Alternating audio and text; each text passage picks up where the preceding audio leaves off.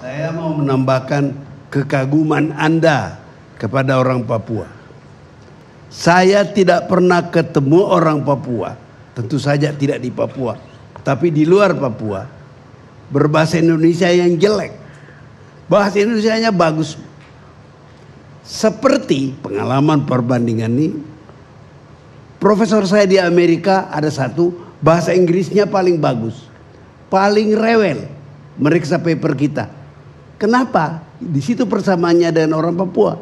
Dia belajar bahasa Inggris karena dia orang Belanda, bekas Belanda di Indonesia, lari ke Amerika setelah Perang Dunia. Selesai. Jadi bahasa Inggrisnya karena belajar. Sedangkan profesor yang lain dari lahir melek sudah mulai ngomong Inggris. Jadi Inggrisnya bisa kacau. Dia ini belajar. Nah, saya kira itu kehebatan orang Papua. Apakah itu menyertai peradaban mereka dalam berdebat? Saya tidak punya penelitian mengenai itu. Oke, saya mulai dengan mengoreksi judul acara malam ini. Judul acara malam ini kan Papua mencari jalan terbaik. Bukan Papua .2. Ya. Mencari jalan terbaik. Oke. Menurut saya yang mencari jalan itu bukan Papua. Memang Indonesia. Bukan Papua yang cari. Papua itu problem. Ya. Judul kita mencari jalan terbaik ya. Untuk Papua. Oke. Tapi perasaan saya, rasa bahasa saya, ini yang mencari jalan sebenarnya Indonesia. Kita mencarikan tempat bagi Papua. Nah, itu ada penjelasannya. Sebagian penjelasan itu sudah dikemukakan oleh teman-teman dari Papua. By the way, Bung Karni, pagi ini saya sejak pagi tadi menggunakan saya punya WA menghubungi sejumlah orang yang saya anggap ada pengetahuan mengenai Papua dan minta masukan. Saya coba rumuskan itu. Meskipun banyak masukan itu sudah diucapkan oleh teman-teman kita, terutama orang-orang Papua di dalam majelis ini.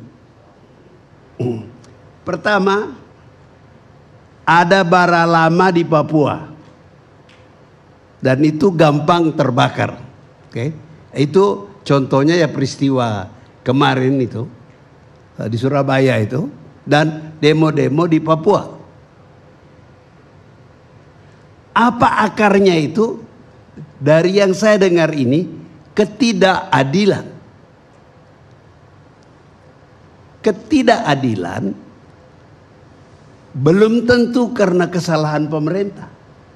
Dan dari pembicara-pembicara malam ini tidak ada yang menyalahkan pemerintah Jokowi. Pak Jokowi itu dedicated betul kepada Papua. Memang benar. Kalau dia mau cari tambahan suara, dia nggak perlu ke Papua. Jumlahnya kan kecil. Dia pergi aja ke Banten setengah mati, dia nggak dapat banyak di situ. Oke, contoh saja. Oke. Nah,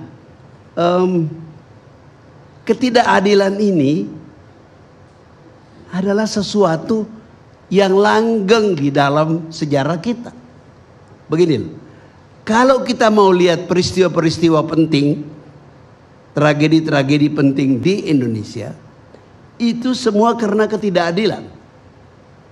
Pemberontakan PRRI Permesta, peristiwa Aceh, perkembangan Aceh yang menyebabkan pemberontakan 2 kali, pemberontakan DI Daud Bere, kemudian siapa namanya Teguh siapa itu? Apa? Ini pemimpin GAM ini lah. Wah. Hasan Tiro. Oke. Itu semua karena ketidakadilan. Ketidakadilan ini menurut saya sumbernya ada beberapa. Salah satu sumber, bangsa ini tidak suka belajar sejarah. Dia bikin janji nggak dia laksanakan janjinya. Orang yang dijanji itu mendapat janji tidak pernah lupa. Si pemberi janji ini gampang lupa. Tentu ada urusan-urusan lain. Nah, itu terjadi misalnya kasus Daud Bere di mana di Aceh itu. Dia dijanjikan sesuatu oleh Presiden Soekarno, tapi kemudian Aceh yang tadinya berdiri sendiri sebagai daerah tingkat 1 dipindahkan, digabungkan dengan Medan tanpa mengetahui psikologi orang Aceh terhadap orang Medan. Marahlah orang-orang Aceh, berontaklah begitu. Nah, kalau soal PRRI Permesta kan tekanannya kan soal ekonomi. Saya masih kecil ingat pidato ketika Permesta diumumkan di Makassar. Itu Saleh Lahade, Letnan Kolonel Saleh Lahade pidato, dan dia mengatakan kita mengirim ke Jakarta 1 drum, nanti dari Jakarta dikirim 1 kaleng susu. Tidak adil perlakuan Jakarta kepada Indonesia, kepada daerah gitu ya. Jadi itu ketidakadilan. Nah, saya mau melanjutkan itu dengan menambah 1 problem lagi yang membuat parah itu. Apa itu? Kecenderungan penyeragaman. Asik betul kita bicara NKRI harga mati, harus bersatu. Kalau nggak bersatu, tidak seragam, itu kacau. Anda tentu ingat banyak betul itu dipraktekkan di zaman Orde Baru, sehingga sistem kelurahan itu kan dibikin seragam. Padahal struktur desa di Minang, struktur desa di Sulawesi Selatan itu kan berbeda, tapi dipaksakan menjadi seragam karena kita terlalu bersemangat untuk seragam. Nah, Papua itu luar biasa lebih rumit lagi macam-macamnya dibanding dengan macam-macam Indonesia yang kalau Anda perhatikan lagu Indonesia Raya, seruan pertama orang nggak perhatikan, marilah kita bersatu. Ya, nah, berseru Indonesia bersatu. Jadi kesadaran awal adalah ini bangsa macam-macam, sudah macam-macam bangsa baru.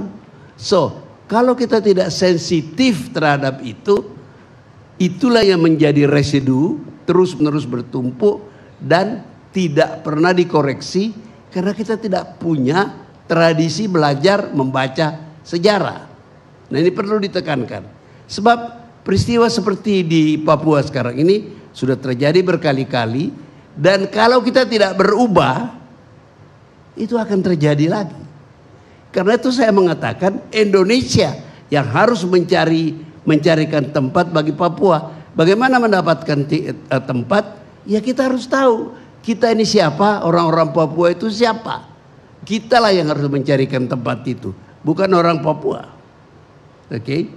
Nah, catatan saya yang berikut dari hasil monitoring saya berkomunikasi tadi sepanjang hari soal dana otsus. Nampaknya dana otsus itu tidak pernah diedit. Saya nggak tahu benar apa enggak. Diaudit. Diaudit. Maklum udah tua. Oke? Masih muda. Nah, akibatnya adalah penyalahgunaan keuangan. Itulah yang diceritakan tadi oleh Rizal Ramli, bahwa banyak bupati-bupati dari Papua, tentu daerah lain juga ada, di apa namanya ini tempat hiburan di kota Jakarta ini apa namanya? Mangga Dua. Mangga Dua. Gitu. Itu maksudnya adalah itu. Hah? Mangga Besar. Mangga Besar, Mangga Dua kan pasar ya. Okay. Saya tahunya pasar. Ya begitu. Nah inilah salah satu sebab banyaknya bupati ditangkap. Nah ada persoalan lagi. Tadi sudah dikatakan juga, kalau KPK mau datang periksa, mulailah muncul cerita mau merdeka. Jadi sebenarnya mereka itu alat saja untuk nakut-nakuti KPK. Lu jangan meriksa kesini, ntar gua merdeka lo. Mundur lagi. Enggak, selesai lagi itu urusan. Oke. Catatan tambahan lagi, satu lagi. Untuk menekankan, membenarkan apa kata teman-teman dari Papua tadi. Katanya OPM itu paling sedikit ada 14 faksi. Dan tidak akur satu dengan yang lain. Dan jumlahnya sebenarnya tidak besar. Oke. Nah, OPM itu ada yang beroperasi di Papua. Nah, itu yang sekarang nembakin pakai panah segala macam. Tapi banyak juga yang beroperasi di dunia internasional. Saya ingat betul, saya pernah ketika saya menjabat duta besar di Ceko, pernah saya dapat laporan, apa itu siapa namanya, Benny Wenda datang di sebuah kota di luar kota Praha dan mengadakan kampanye bawa film segala. Lalu saya protes kepada pemerintah Ceko karena ada bekas menteri Ceko ikut hadir di situ. Saya protes, saya gak mau itu kejadian. Begitu. So, saya bilang itu separatis. Oke. Jadi, nah, orang-orang seperti inilah dari kelompok yang banyak inilah saya kira masuknya faktor asing ke beroperasi di dalam wilayah Papua. Kenapa? Salah satu orang yang tadi kirim WA pada saya tanya, betul Pak, mengapa kok negara-negara besar berminat masuk ke Indonesia secara ilegal maksudnya? Saya bilang, pertama harus kamu sadari Indonesia itu negeri kaya, sangat kaya. Meskipun tidak semua kita menikmati kekayaan itu, sangat kaya, sangat macam-macam, dan sejarahnya masih pendek. Bangsa seperti ini gampang sekali diintervensi. Oleh sebab itu kita harus berhati-hati menjaga negeri ini. Berkali-kali saya katakan kita harus berhati-hati menjaga negeri ini. Dalam rangka menjaga itulah saya bisa mengerti dengan catatan Panglima TNI dan Kapolri ada di Papua sekarang. Dan dari polisi saya mendapat kabar hampir setiap Polda mengirim pasukan ke Papua sekarang. Tentu pertanyaannya, apakah itu persoalan Papua? Apa soal keamanan soal Papua? Jadi saya mengatakan berkesimpulan bukan itu soalnya. Tapi tanpa memberi pasukan di Papua itu kita tidak punya deterrence. Orang-orang yang mau mengacau akan menggunakan kesempatan itu. Oleh sebab itu kehadiran Panglima dan Kapolri dan pasukan-pasukan itu harus dijaga dengan baik. Jangan terjadi tadi yang dikatakan terjadinya pelanggaran HAM lagi. Pak Jokowi boleh bilang bahwa Papua itu secara elektoral tidak besar artinya pada beliau. Tapi ada yang besar di situ. Kalau terjadi keributan di Papua, siapapun yang men-trigger, memicu, itu menjadi masalah internasional. Kita belajarlah dari soal Timur-Timur itu. Itu cuman kerikil kecil di dalam sepatu istilahnya almarhum Mendu Alatas. Tapi karena kita pusing dengan itu, sampai akhirnya kita terpaksa melepaskan Papua. Jadi jangan dilihat melepaskan. Sorry. Timur. Jadi menurut saya kita sangat harus berhati-hati karena kepentingan banyak orang merebut Papua itu besar sekali. Jangan beri kesempatan kepada mereka. So we have to be very careful. Jangan kejadian muncul kasus yang bisa dieksploiter secara internasional. Itu. Poin lain lagi yang saya catat dalam survei kecil saya tadi itu, ada duit dari, ini juga harus dikoreksi dari teman-teman dari Papua, ada duit dari Freeport katanya untuk Papua 1%, itu katanya jumlahnya 129 miliar. Kemana duit itu? Ada kecurigaan duit itu jatuh di tangan orang yang memakai untuk operasi subversi, membiayai perjalanan kayak siapa tadi? Si Wenda itu. Nah saya nggak tahu ini bagaimana. Teman-teman di Papua mungkin bisa lebih tahu. Oke. Saya nggak tahu. Coba situ saya dengar cerita itu. Nah ada lagi yang menarik, yang menganalisa bahwa soal ribut Papua ini tidak boleh dipisahkan, sebaiknya tidak dipisahkan dengan rencana pindah ibu kota. Asumsinya begini, yang berkepentingan diuntungkan kalau pindah ibu kota itu Tiongkok, Cina. Sedangkan Amerika punya kepentingan lain di Papua. Jadi mereka bilang, kamu coba lihat itu hubungannya. Saya tidak tahu hubungannya. Tapi cerita ini banyak dan saya sengaja kemukakan di acara kita ini supaya kita pikirkan bersama. Jangan-jangan ini hanya provokasi atau perang urat saraf, kira-kira begitu. Apalagi catatan kita tengah malam ini, ada tuduhan makar. Saya bilang, makar itu kebiasaan pemerintah Indonesia menuduh orang. Dulu Hamka, kiai besar, itu dituduh makar, ditahan berapa lama. Dan ketika dia dilepaskan setelah Orde Baru, Bung Karno meninggal, dia yang memimpin sholat untuk Bung Karno. Agak ironis kan, dia gak dendam pada Bung Karno. Tapi bahwa Hamka justru menggunakan penjara, tuduhan makar, untuk menulis tafsir Quran. Seajaib Indonesia ini. Setiap saat ada orang dituduh makar. Tapi coba kita ingat, berapa banyak sih orang yang pernah diadili, dihukum karena makar? Ada Rahmawati kalau nggak salah pernah dituduh, Bintang Pamungkas, dan siapa lagi? Siapa? Firja Hussein, siapa lagi? Dituduh-tuduh makar. Kok apa tidak ada cara lain menjalankan hukum di Indonesia? Anda kan ahli hukum. Kok makar-makar yang nggak bisa dibuktikan itu loh. Akibatnya orang tidak takut dituduh makar. Karena toh tidak diapa-apain kan. Kira-kira seperti itu. Saya kira, soal apa tadi itu saudara Yoris tadi saya kira, dan Anda bikin pernyataan di sebuah acara dan saya kutip itu mengenai bahwa orang Indonesia atau pemerintah Indonesia tidak mengerti soal Papua, kalau nggak salah begitu. Oke? Tapi pemerintah Indonesia ini kan tidak tahu banyak, jadi nggak usah heran. Ya, tahu banyak. Bahkan pemimpin kita itu tidak membaca sejarah, tidak ngerti. Saya berkali-kali menceritakan dalam kuliah saya bolak-balik, ya, dalam berbagai ceramah begitu, pidato Dies Natalis. Saya katakan, seandainya pemimpin kita itu mengerti sejarah Indonesia, banyak kesalahan yang bisa dihindari. Gitu.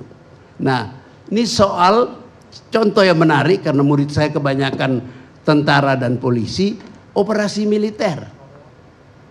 Saya kasih contoh menarik bagaimana membandingkan dengan Amerika nih ya, maaf, bukan muji-muji Amerika.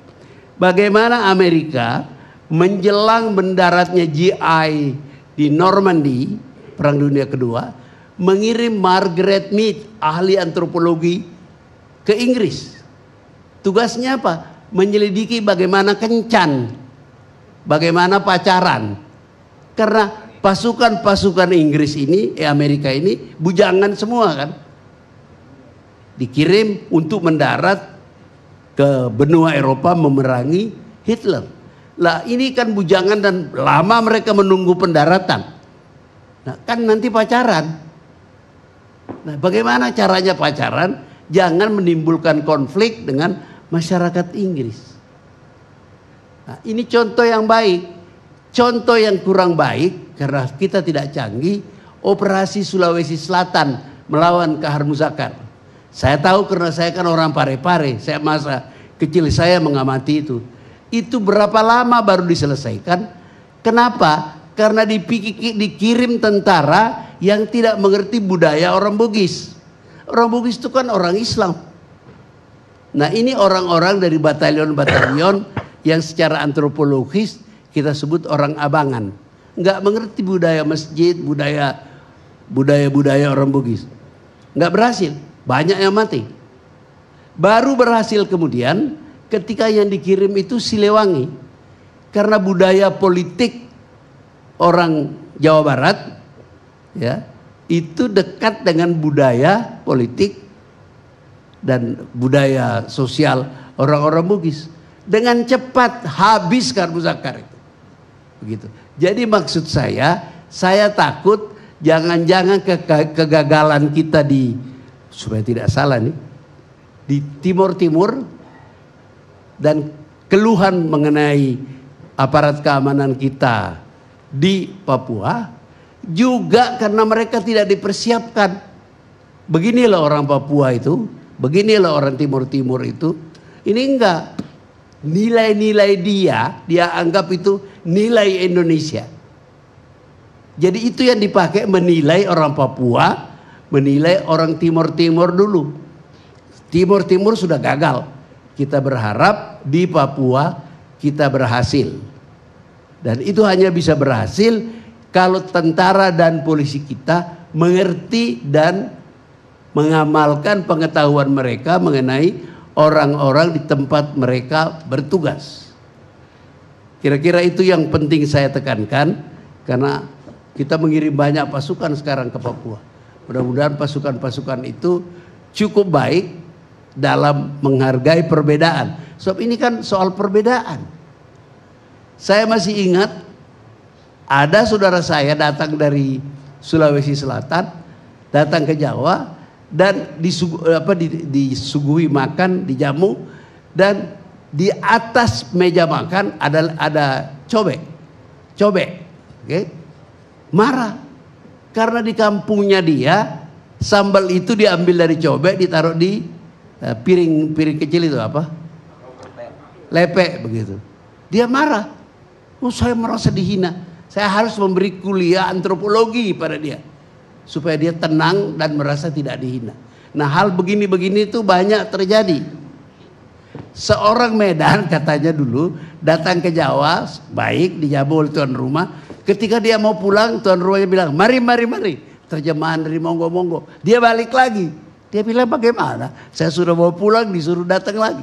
Ini karena nggak mengerti. Orang Jawa itu bermaksud baik. Dia tidak menggunakan kata monggo karena tamunya itu orang datang dari Sumatera. Tapi karena salah pengertian, dia datang lagi ke rumah orang yang dia sudah menjamu dia.